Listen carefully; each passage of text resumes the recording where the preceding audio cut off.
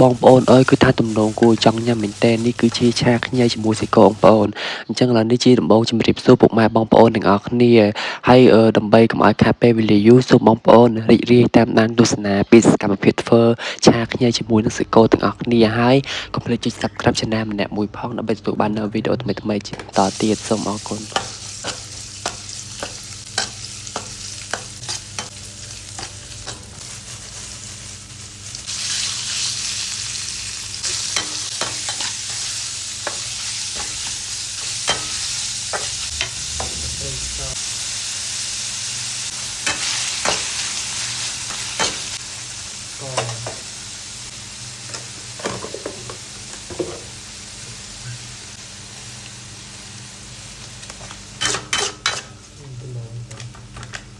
វា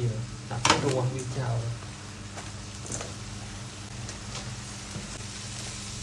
តែបានដាក់ក្លឹបខ្ទឹមហើយ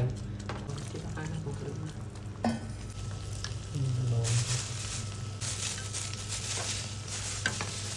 ចឹងតផឹកប្រខិតប៉ុណ្ណេះណោះ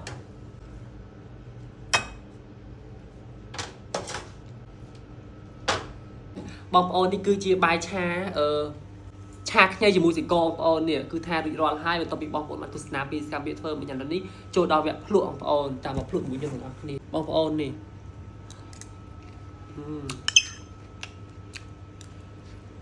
ងាញ់